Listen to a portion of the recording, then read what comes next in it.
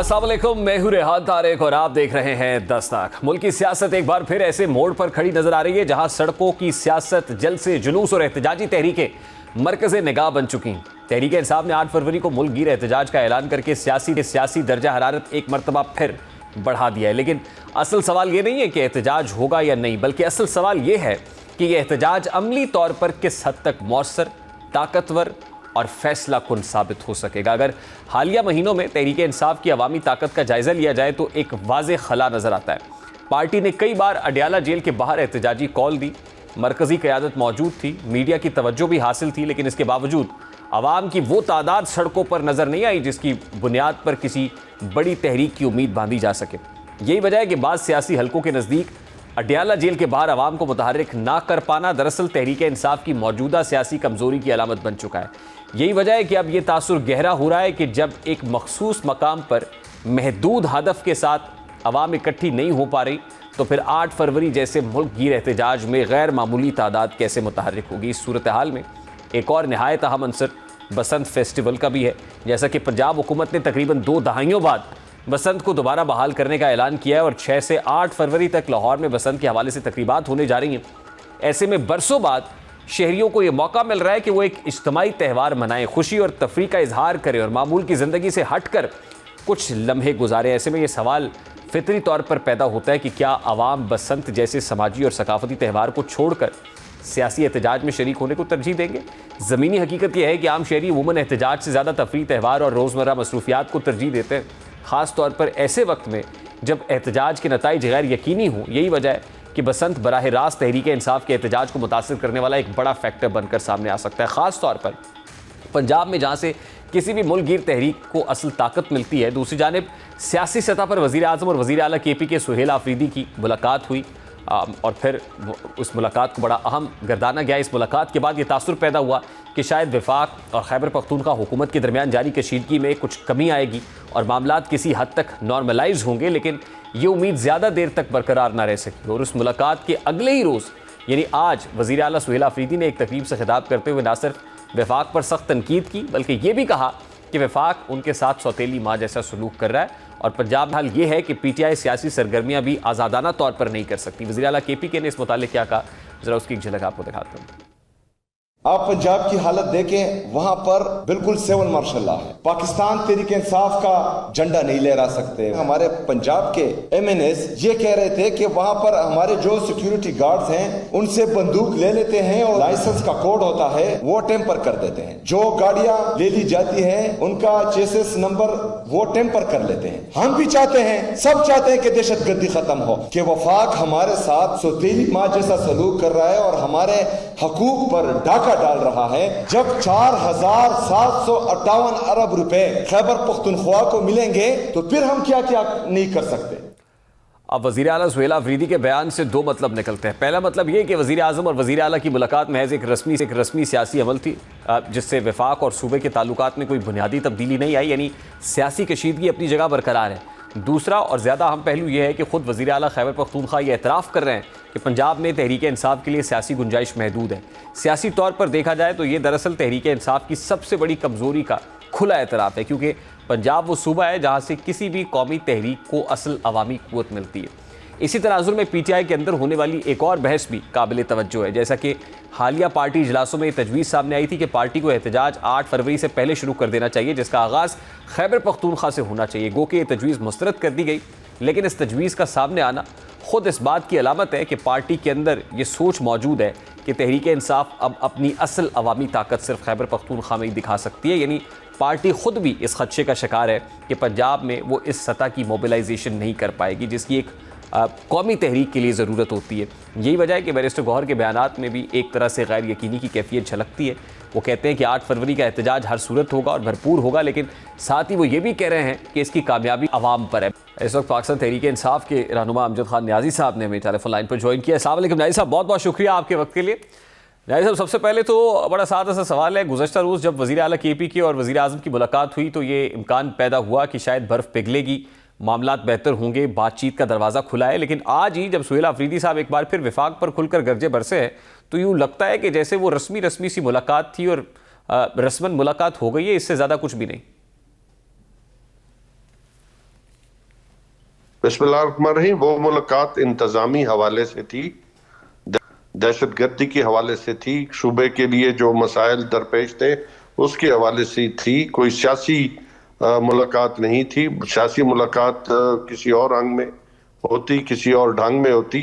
तो आपको भी इल्म है उनका जो बयान था, खुद उन्होंने अपने बयान में जब बाहर निकल के वो प्राइम मिनिस्टर हाउस से, ऑफिस से बाहर आए, तो उन्होंने इसको वाजे किया था कि कोई सियासी बात नहीं हुई, ये एक इंतजामी नौइयत की और सूबे के हवाले से, क्योंकि मैं एक मुंतखब चीफ एग्जीक्यूटिव हूँ ऑफ द प्रोविंस हूँ, तो उसके हवाले से मेरी मुलाकात थी। नहीं साहब, आपकी बात अपनी जगह पे है, लेकिन जाहिर है जब दो सियासी लोग मिलते हैं और सियासी गुफ्तगू ना हो, ये हो नहीं सकता। और एक ऐसे माहौल में जब बहुत ज़्यादा कंसर्न्स थे सुहेल अफरीदी साहब की, मुलाकात चाहते थे, बानी पीटीआई से मुलाकात नहीं हो पा रही, उनकी सेहत को लेके बहुत सारी तशवीश है पीटीआई में पाई जाती है, तो ऐसे में आपको नहीं लगता है कि इतने इंपॉर्टेंट इशूज़ के ऊपर वज़ीर आज़म इस्लामी जमहूरियत पाकिस्तान से मुलाकात नहीं हुई होगी, बात नहीं हुई होगी? क्योंकि इससे पहले आपके इल्म में है कि बातचीत हुई थी टेलीफोनिक, जब उन्होंने कहा था कि मैंने बात करनी है प्राइम मिनिस्टर ने, तो उस वक्त सुहेल अफरीदी ने बात की थी कि मेरी मुलाकात करवाई जाए, और जिसका वज़ीर आज़म पाकिस्तान ने कहा था कि हाँ मैं इसके लिए कुछ इक़दामात कराता हूँ या रिक्वेस्ट करता हूँ। तो उसके बाद तो उन्होंने कोई उसका जवाब मुस्बित नहीं आया। तो इस लिहाज से इस वक्त जो है फिल वक्त कोई बातचीत नहीं हुई। नहीं, लेकिन उसके बाद कोशिश ना की जाए तो ये तो बड़ा जस्टिफाइड होगा ना। कोशिश तो हो रही होगी और हर सतह पे की जाती है, और जाहिर है वज़ीर आज़म का ऑफिस हाईएस्ट फोरम है, वहां से नहीं कोशिश होगी तो कहाँ होगी सर? आपको भी इल्म है कि जब हाईएस्ट फोरम के साथ एक दफा बातचीत हो जाए और वहां से पॉजिटिव रिस्पांस ना आ जाए, तो फिर दूसरी दफा बात करना मुनासिब नहीं होता। तो क्या वो कोशिश छोड़ दी है? अब हाईएस्ट फोरम पे दरवाजा डोर नॉकिंग नहीं हो रही सर? देखिए, उसके लिए सुप्रीम कोर्ट के अंदर जो है वो आपके भी इल्म है कि सुप्रीम कोर्ट का दरवाजा खटखटाया गया, अदालतों का दरवाजा खटखटाया जा रहा है। जो फोरम मुतल्लिका है उस पर गए हैं और अदालतों के फैसले भी मौजूद हैं, इसके बावजूद भी मुलाकात नहीं की जा रही, जो अफसोसनाक है। अब 8 फरवरी का एहतजाज सर पे है सर, 8 फरवरी, और फिर जाहिर है पंजाब से जो तहरीक उठती है वो अपना असर रखती है, लेकिन पंजाब के अंदर जो सिचुएशन पीटीआई के साथ है, दरपेश है, वो भी हम देख रहे हैं। और फिर ऐसे में बसंत फेस्टिवल भी शुरू हो रहा है, 6, 7, 8, 3, और अब तो 5 के बाद तो वैसे ही काम तातील का सा समय है, 5 को भी छुट्टी, 6, 7, 8 को छुट्टी है। तो लोग बसंत मनाएंगे या एहतजाज करेंगे? इस वक्त जो पंजाब के अंदर सूरत हाल है, आपको भी इल्म है कि चादर चार दीवारी को जिस तरह पामाल किया जा रहा है, वर्करों को गिरफ्तार किया जा रहा है सिंध के अंदर और पंजाब के अंदर भी, तो इसके बावजूद भी लोग अगर अपनी आवाज उठा रहे हैं, क्योंकि इस दफा रिक्वेस्ट की गई है अवाम के साथ के उनके साथ कि जी आप जो है वो अगर समझते हैं कि आपने वोट दिया है, तो आप अपने उस दिन जो है वो अपनी दुकान बंद रख सकते हैं, अपना कारोबार बंद रख सकते हैं, ताकि ये साबित करें कि आपने हक के रायदही इस्तेमाल किया, वो उसको आप जस्टिफाई पहले भी कर चुके हैं और मजीद भी आप जो है वो आगे बढ़ना चाहते हैं, प्रोसीड करना चाहते हैं। प्रिंसिपली आप ये ठीक कह रहे हैं, लेकिन हम अडयाला के बाहर जो मोमेंटम है एहतजाज का, वो जब बनते हुए नज़र नहीं आता। फिर उसके बाद हमने हालिया कुछ मामलात ऐसे देखे जिसपे पीटीआई बहुत डिवाइडेड नज़र आई है। तो क्या अब वो यकसुई नज़र आएगी? क्या वो चेंज नज़र आएगा कि जो इम्पैक्टफुल हो, पावरफुल हो, कंसर्न क्वार्टर्स को सोचने पे मजबूर करे? आप देख रहे हैं कि अडयाला के बाहर जो कुछ होता है, कैनन, वाटर कैनन का इस्तेमाल किया जाता है, लाठी चार्ज का इस्तेमाल किया जाता है, FIRs दी जाती हैं, तशद्दुद किया जाता है। उसके बावजूद भी अगर लोग वहां पे आते हैं तो ये बड़ी बात है, मैं उनको अप्रिशिएट करता हूँ। नहीं, लेकिन इस बात की तो कोई जमानत नहीं है ना कि वो जो होता है वो अब नहीं होगा। किस बात की? कि जो जिस चीज का आपने जिक्र किया है, इस बात की तो जमानत नहीं है ना कि ये सब कुछ दोबारा नहीं होगा। यानी अब जब आप 8 फरवरी को निकलेंगे तो नहीं होगा। बिल्कुल, तो आपकी बात दुरुस्त है कि चाहिए तो ये था कि जमहूरियत की मजबूती के लिए पॉलिटिकल पार्टीज को स्पेस दी जाती, वो अपनी एक्टिविटीज करती, जहां पे आपका कैथारसिस होता, आपकी डिबेट होती, आगे बढ़ने की बातें होती, एक नेशनल डायलॉग की तरफ बढ़ा जाता, तो ये अच्छी बात थी। नहीं, लेकिन जहां स्पेस ना मिल रही हो वहां आपको स्पेस लेनी पड़ती है। फिर फिर वहाँ क्रिएट करनी पड़ती है। तो उसके लिए पीटीआई ने क्या कोई प्लान बी सी डी देखिए, बना उसके रखा है? लिए आइन के दायरे में रहते हुए जो हर काम जो है वो आईनी तौर पे किया जाएगा। कोई ऐसा बात नहीं जिसमें कोई पाकिस्तान तहरीक इंसाफ एक पॉलिटिकल जमात है, कोई वायलेंस तो नहीं कर सकती ना। पीटीआई की पॉलिटिकल कमेटी में इस मुतालिक क्या फैसले हुए हैं सर लास्टली?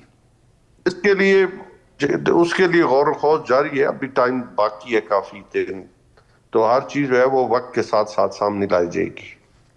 बहुत बहुत शुक्रिया अमजद न्याजी साहब आपके वक्त के लिए। पाकिस्तान तहरीक इंसाफ के रहनुमा अमजद खान न्याजी साहब हमारे साथ मौजूद, and that's what PTI has to say. 8 फरवरी का एहतजाज करीब है, अवाम में अपना बयानिया भी कायम रखना है और फिर बानी पीटीआई पर जो सख्तियाँ हैं या मुश्किलात हैं उनको किसी तरीके से कम भी कराना है। पीटीआई कैसे बैलेंस क्रिएट करती है ये देखने की बात है। ब्रेक लेते हैं, ब्रेक के बाद वापस आते हैं।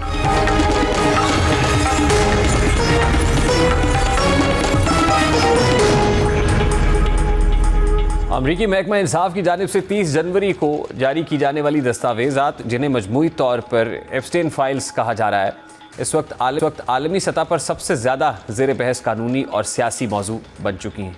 इन फाइल्स में तकरीबन 30 लाख सफ़ात पर मुश्तमिल अदालती रिकॉर्ड, 1,80,000 से ज़ायद तस्वीर और 2,000 के करीब वीडियोज़ शामिल हैं, जो FBI और अमरीकी महकमा इंसाफ की कई बरसों पर मुहित तहकीकात, मुतासरा ख़ातीन की गवाहियों, ज़ब्त शुदा ईमेल्स और दीगर डिजिटल शवाहिद पर मुश्तमिल है। इन दस्तावेज़ात की रिलीज़ का बुनियादी मकसद शफाफियत को यकीनी बनाना और ये वाज़े करना था कि जो जेफरी एप्स्टेन का नेटवर्क किस हद तक वो वसी था और फिर उसके रवाबित किन किन आलमी तबकात से जुड़े हुए थे।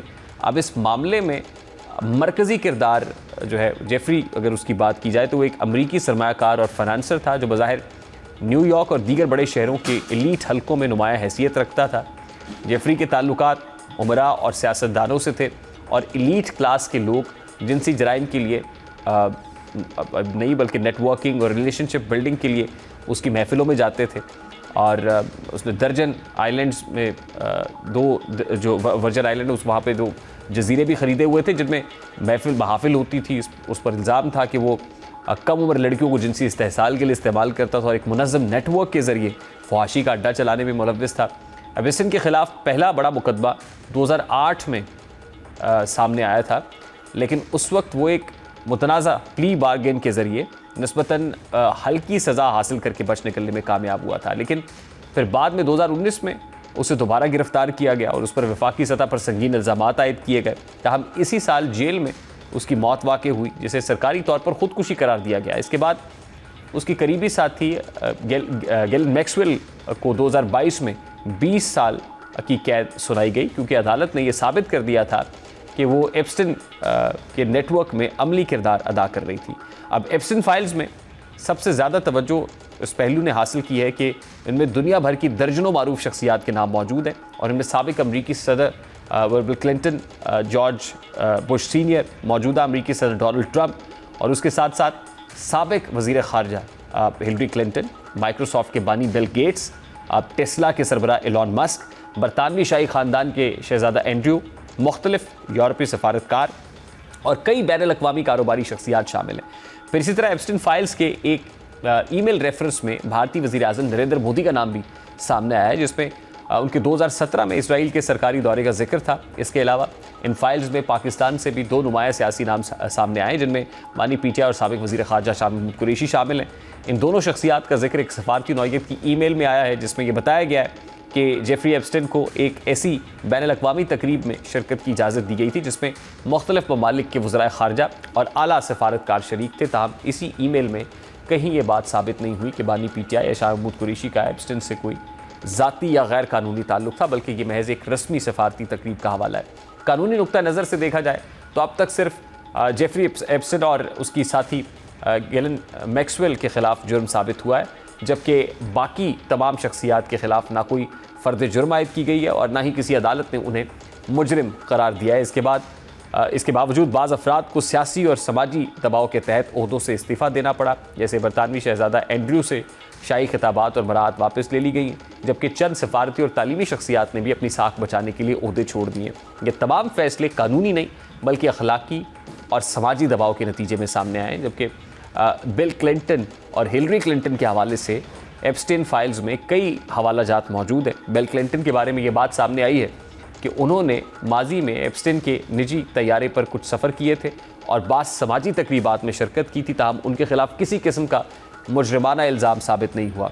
हिलरी क्लिंटन का नाम ज़्यादातर सियासी और सफारती तनाजुर में आया है और उनका एप्स्टीन से बराह रास्त किसी गैर कानूनी सरगर्मी का कोई सबूत मौजूद नहीं है। लेकिन हालिया इतलात के मुताबिक बिल और हिलरी क्लिंटन ने अमरीकी ऐवान नुमाइंदगान की तहकीकात में गवाही देने पर आमादगी ज़ाहिर की, जिसे सियासी मुबसरीन शफाफियत की जानिब एक कदम करार दे रहे हैं। जबकि इस हवाले से डोनाल्ड ट्रंप का मामला ज़्यादा हसास इसलिए कि वो ना सिर्फ अमरीकी सदर है बल्कि अमरीकी सियासत में अब भी एक ताकतवर किरदार रखते हैं। ट्रंप तस्लीम करते हैं कि उनकी एप्स्टीन से समाजी दोस्ती रही थी और वो एक दूसरे को न्यूयॉर्क के एलीट हलकों में जानते थे, ताहम उनका कहना है कि ये ताल्लुक बहुत पहले ख़त्म हो चुका था और उन्हें एप्स्टीन के जराइम का इल्म नहीं था। देखा जाए तो अब एप्स्टीन फाइल्स में ट्रंप के नाम के साथ कोई ऐसा ठोस सबूत मौजूद नहीं है जो किसी गैर अखलाकी जुर्म या गैर कानूनी सरगर्मी को साबित करे, लेकिन इसके बावजूद उनके सियासी मुखालिफिन इस मामले को सियासी हथियार के तौर पर इस्तेमाल करते आए, जिससे उनकी साख पर सवालात उठ रहे हैं। जबकि दूसरी जानिब मुल्क की तनाजुर में बानी पीटीआई और शाह महमूद कुरैशी के नाम सामने आना भी खासी बहस का बाइस बना। लेकिन यहाँ भी यही उसूल लागू होता है कि किसी ईमेल या दस्तावेज़ में नाम आ जाना किसी जुर्म का सबूत नहीं होता। दस्तयाब मालूमात के मुताबिक इन दोनों का जिक्र महज एक सफारती तकरीब के तनाजुर में आया और ना ही किसी अमरीकी या बैनुल-अक़वामी इदारे ने उन पर किसी किस्म की कोई कानूनी कार्रवाई किया। मजमूई तौर पर एप्स्टीन फाइल्स के असरात कानूनी से ज़्यादा सियासी, समाजी और अखलाकी नौइयत के हैं। इन फाइल्स ने एक तरफ ये हकीकत बेनकाब की है कि दुनिया के ताकतवर और बासर अफराद किस तरह एक समाजी नेटवर्क में घूमते हैं, और दूसरी जानिब ये भी वाज़ेह किया है कि सोशल मीडिया के दौर में मालूमात को तोड़ मड़ोड़ कर पेश करना भी कितना आसान हो चुका है। जाली ईमेल्स, फिर AI से बनाई गई तस्वीर और मन घड़त कहानियाँ इस केस को मज़ीद पेचीदा बना रही है, जिससे असल मुतासरीन की जो आवाज़ है वो दबने का ख़तरा भी पैदा हो रहा है। बहरहाल एप्स्टीन फाइल्स के एक तारीखी दस्तावेज़ ज़रूरी है, लेकिन इन्हीं साजिशी नज़रियात, कॉन्स्पिरेसी थ्योरीज़ या फिर सियासी हथियार के तौर पर इस्तेमाल करने की बजाय एक संजीदा कानूनी और समाजी तनाजुर में देखने की ज़रूरत भी है। माजिद निज़ामी साहब सीनियर सहाफ़ी हैं, इस वक्त हमारे साथ मौजूद हैं। अस्सलाम वालेकुम माजिद निज़ामी साहब, बहुत बहुत के वक्त के लिए। एप्स्टीन फाइल्स की क्योंकि बहुत चर्चा है, बहुत बात हो रही है,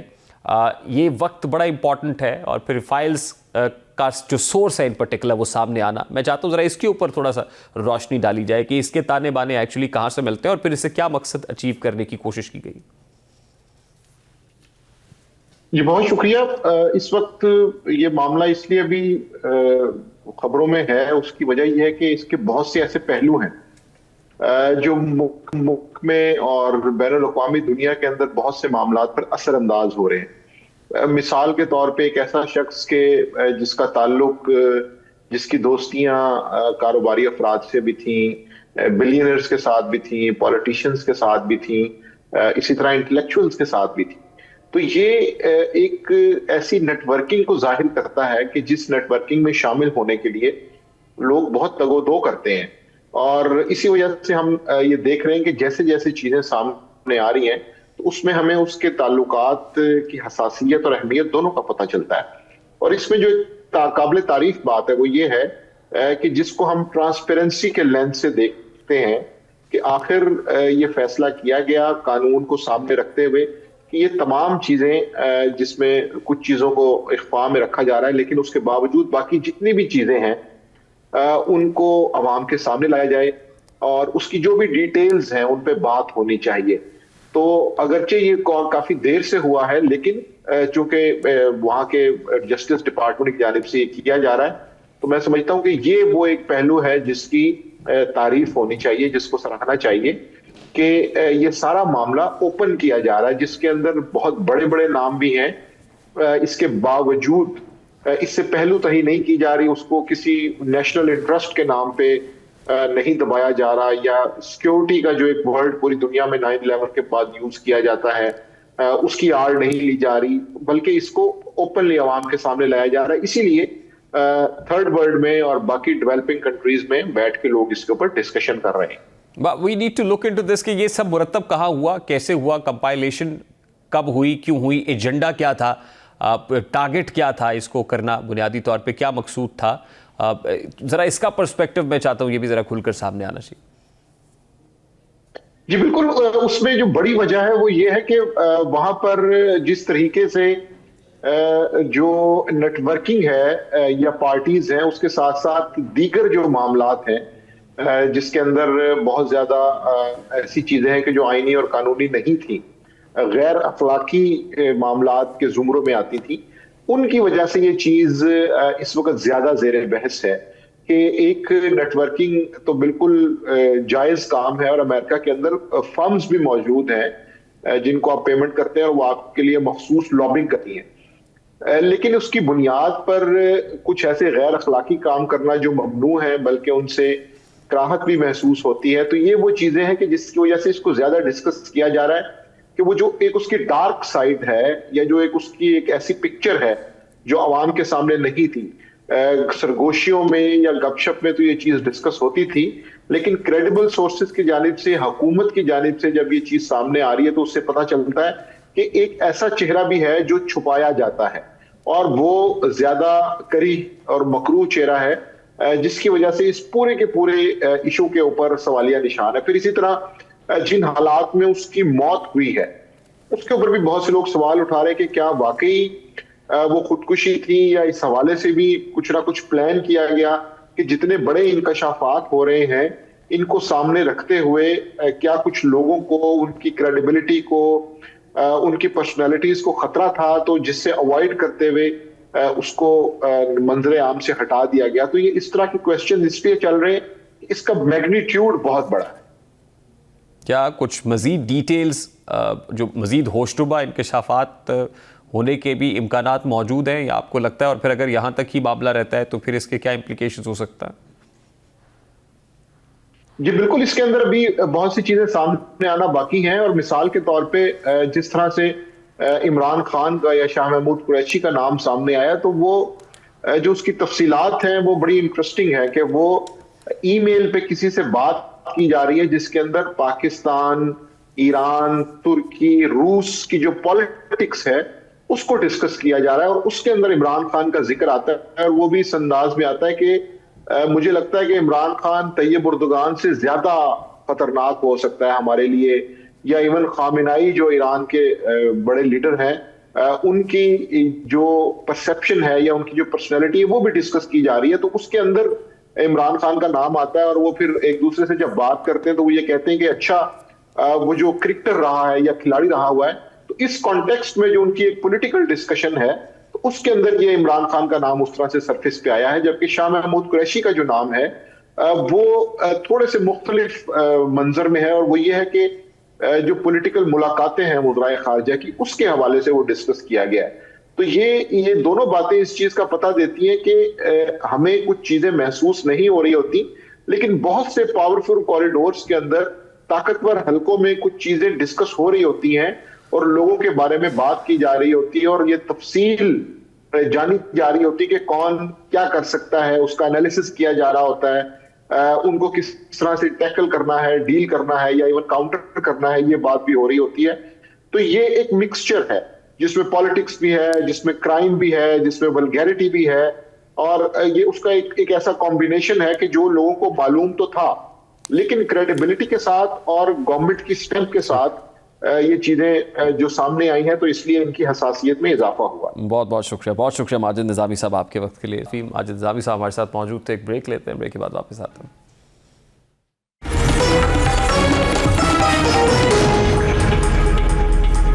अमेरिका और ईरान के दरमियान मौजूदा सूरत हाल बज़ाहिर सफारतकारी और धमकी की एक अजीब आमेजिश बन चुकी है, जहां एक तरफ अमरीकी सदर डोनाल्ड ट्रंप मुज़ाकरात की बात करते नजर आते हैं, दूसरी जानिब फौजी कार्रवाई की खुली वार्निंग भी दे रहे हैं। व्हाइट हाउस में मीडिया से गुफ्तगू के दौरान ट्रंप का कहना था कि अगर मुज़ाकरात नाकाम हुए तो बहुत बड़े नताइज और बुरे नताइज सकते हैं। उन्होंने खबरदार किया कि अगर मुज़ाकरात नतीजा खेज ना हुए तो बहुत बुरे नताइज सामने आ सकते हैं। दरअसल डोनाल्ड ट्रंप का बयान वही रिवायती अमरीकी हिकमत अमली है जिसके तहत वो अपने मुखालिफ पर दबाव के जरिए डील की तरफ बढ़ना चाहता है। अमेरिका इस वक्त खित्ते में अपने जो बहरी असासे वो बढ़ा रहा है, जो उसे नफसियाती दबाव का हिस्सा नज़र आता है, ताकि तेहरान को ये पैगाम दिया जा सके कि मुज़ाकरात की मेज़ पर लचक ना दिखाने की कीमत फ़ौजी तसादुम हो सकती है। दूसरी जानिब ईरान भी ये वाज़ेह पैगाम दे रहा है और कह रहा है और कर भी रहा है कि वो अफसूदगी के मामले पर मशरूत लचक दिखाने को तैयार है, लेकिन उसके साथ ही अमरीकी फ़ौजी असासों को खित्ते से दूर मुंतकिल करने का मुतालबा करके ये इंदिया भी दे रहा है कि अब वो दबाव में आकर नहीं बल्कि बराबरी की बुनियाद पर बातचीत चाहता है। अब ये तजाद दरअसल दोनों ममालिक की असल स्ट्रेटेजिक सोच को जाहिर करता है। अमेरिका ताकत के साए में मुआहिदा चाहता है, जबकि ईरान पाबंदियों के खात्मे और सिक्योरिटी खदशात के अजाले के बगैर कोई बड़ी रियायत देने को तैयार नहीं है। ऐसे में जुमे को तुर्किया में होने वाले मुज़ाकरात, जिनमें सऊदीया, यूएई, कतर और मिस्र जैसे इलाकाई खिलाड़ी भी शामिल होंगे, जबकि पाकिस्तान को अमेरिका ईरान मुज़ाकरात में शिरकत की दावत दी गई है, जिसकी तस्दीक दफ्तर खारजा की जानिब से कर दी गई है। ये एक सादा दो तरफ़ा डायलॉग नहीं बल्कि पूरे मशरक़ वस्ता के ताकत के तवाज़ुन का इम्तहान। इन ममालिक की मौजूदगी इस बात की अलामत है कि अमेरिका ईरान को सिर्फ वाशिंगटन के साथ नहीं बल्कि पूरे अरब ब्लॉक के सामने जवाब देखना चाहता है। असल सवाल यह है कि क्या ये मुज़ाकरात वाकई कामयाब हो सकते हैं या फिर ये भी माजी की तरह महज वक्त हासिल करने की कोशिश साबित होगी। अभी एक ब्रेक लेते हैं, ब्रेक के बाद वापस आते हैं।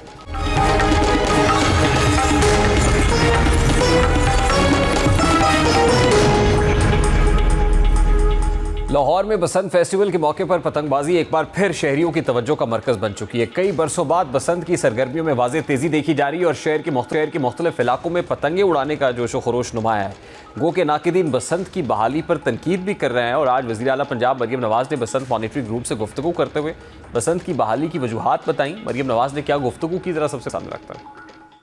गवर्नमेंट क्या कर सकती है? मैंने सिर्फ ये कह के बसंत बंद नहीं कर दी कि यहाँ पर जो है वो कोई खतरा है। मैंने अपनी पूरी टीम के साथ, पूरी गवर्नमेंट ऑफ पंजाब के साथ, 10 से 12 डिपार्टमेंट्स के साथ मैं बैठी हूँ। मैंने एक एक जो SOP है, एक एक सेफ्टी प्रोटोकॉल जो है वो मैंने खुद एग्जामिन किया है। उसको हमने उसकी जो सीमलेस और उसकी जो पूरी कंप्लीट इम्प्लीमेंटेशन हमने इंश्योर की है। दुआ भी यही है अल्लाह ताला से मेरी खैर का वक्त आए और लोग खूब एंजॉय करें, खूब मजा करें, खूब एंटरटेन करें अपने आप को भी, दूसरों को भी, और पंजाब में एक खुशी का माहौल हो। तो हमने कोशिश पूरी की है कि बसंत को सेफ तरीन बनाया जाए। अब बसंत की बहाली पर लाहौर में जोशो खरोश तो नजर आ रहा है, लेकिन खुशी के इस माहौल के साथ साथ महंगाई का मसला भी संगीन सूरत इख्तियार करता जा रहा है। 1 फरवरी से ही लाहौर की मुख्तलिफ मार्केट्स में पतंगों और डोर की खरीदो फरोख्त में गैर मामूली इजाफा रिकॉर्ड किया गया, जिसके बाद अब जो बाजार है वो रंग बिरंगी पतंगों से भर गए हैं और ख़रीदारों का रश दिन ब दिन बढ़ता जा रहा है। मोची गेट, इस्लामपुरा, सांदा, समनाबाद और इशरा जैसे इलाकों में पतंग साजी का काम उरूज पर है, जहाँ जो कारीगर हैं वो दिन रात मेहनत कर रहे हैं ताकि बढ़ती हुई तलब पूरी की जा सके। ताहम इसके बावजूद सूरत हाल ये है कि तलब सप्लाई से कहीं ज़्यादा है और कई दुकानदारों का कहना है कि उन्हें ऑर्डर्स पूरे करने में शदीद मुश्किलात का सामना है। बाज़ मीडिया रिपोर्ट्स के मुताबिक बसंत सीज़न के पहले ही दिन 4 लाख से ज़ायद पतंगे फ़रोख्त हुई, जो इस बात का वाज़ेह सबूत है कि शहरियों ने बसंत के हवाले से उनमें जो जोशो खरोश है वो पहले से कहीं ज़्यादा है और लोग बड़ी तादाद में इस त्यौहार को मनाने के लिए तैयार हैं। मगर कीमतों का जायज़ा लिया जाए तो सूरत हाल आम शहरी के लिए खासी तशवीशनाक दिखाई देती है। जैसा कि मार्केट में 1.5 तावा गुंडा 500 रुपये, इसी तरह से तावा 300 रुपये और फिर जो पौना और जो 200 रुपये में फ़रोख्त हो रहा है तावा, जबकि महंगी और ख़ास किस्म की जो डोर है यानी 2 पीस और अपना फिर 7 से 8 हज़ार रुपये और जो 4 पीस है वो 12 से 15 हज़ार रुपये तक उसका रेट जा पहुँचा और ये कीमतें मुतवसत और कम आमदनी वाले तबके के लिए किसी भी सूरत काबिल बर्दाश्त नहीं है, जिसके बायस बहुत से शहरी बसंत की खुशियों से मुकम्मल तौर पर लुत्फ़अंदोज़ होने से महरूम रह सकते हैं। दूसरी जानिब अगर माशी पहलू से देखा जाए तो बसंत लाहौर के लिए सिर्फ एक त्यौहार नहीं है बल्कि एक मुकम्मल माशी सरगर्मी बन चुकी है। इस सीज़न में हज़ारों अफराद का रोज़गार बराह रास्त या बिलवास्ता पतंग इंडस्ट्री से वाबस्ता होता है और पतंग साज, डोर बनाने वाले, थोक फरोश और रिटेल दुकानदार, पैकिंग करने वाले मजदूर और सड़कों पर आर्जी स्टॉल लगाने वाले सब इस मौके से फ़ायदा उठाते हैं और उनके लिए ये चंद दिन साल की अहम तरीन कमाई के दिन होते हैं। ताहम बढ़ती हुई तलब के साथ कीमतों में गैर मामूली इजाफा इस बात की निशानदेही करता है कि मार्केट में मुनाफाखोरी का अंसर भी नुमाया हो चुका है और कई शहरियों का कहना है कि कुछ दुकानदार जानबूझकर मसनूई किल्लत पैदा कर रहे हैं ताकि ज़्यादा मुनाफा कमाया जा सके। एक तरफ लोग महंगाई के बावजूद पतंग खरीदने पर मजबूर हैं क्योंकि बसंत उनके लिए सिर्फ तफरी नहीं बल्कि सकाफती शनाख्त की अलामत बन चुका है। वहीं इंतज़ामिया के लिए सूरत हाल एक बड़ा चैलेंज बनती जा रही है। इंतज़ामिया को न सिर्फ कीमतों पर कंट्रोल करना होगा बल्कि गैर कानूनी और ख़तरनाक डोर की फ़रोख्त को रोकने के लिए भी मौसर इक़दाम करने होंगे। प्रोग्राम के वक्त अपने इख्तिताम को पहुंचा, आपसे मुलाकात होगी इंशाल्लाह कल। अपना रखिए ख्याल, अल्लाह हाफ़िज़।